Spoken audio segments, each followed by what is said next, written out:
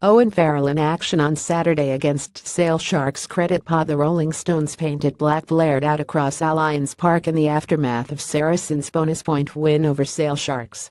A vintage hit adopted by the London club because of their kit's color, the song's true meaning using black to describe a state of despair after the departure of a lover, was oddly fitting.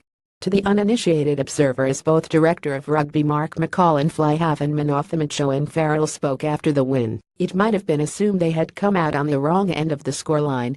The source of the gloom was understandable after the injury of number 8 Billy Vunipola. It came just a week after the 24-year-old had made an impressive return from the shoulder injury that had prevented him touring New Zealand with the British and Irish Lions.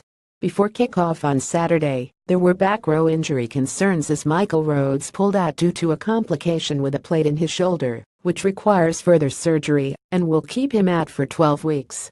As a result, Maro Idid shifted to the blind side. Billy Vunipola will be out for around 4 months. Former Springbok Schockberger sustained a shoulder injury while playing against Newcastle Falcons in Philadelphia, so McCall was understandably dismayed by the growing injury list and did not rule out drafting in cover. "We have lost 3 very good back row players in 7 days," he said. "So we are going to have to delve into the squad. We have some good young players coming through our academy. Joel Poku is playing for our A team, and Ben Earl and Jack Ney for the UNDER-20s. Then we have the ability to play Maro in the back row, so we have a good stock of secondros.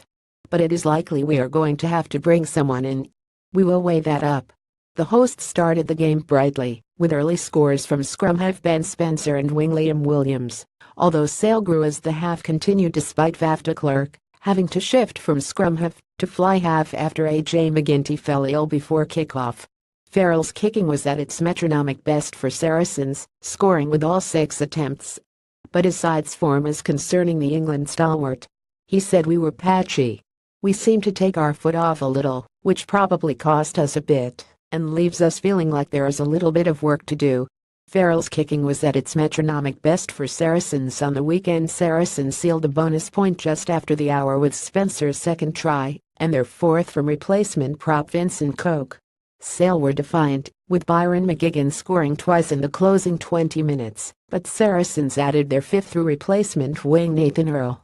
Farrell was emphatic when questioned as to whether his side were the finished article. "No, nowhere near. You wouldn't hope to be there yet at this time of the year.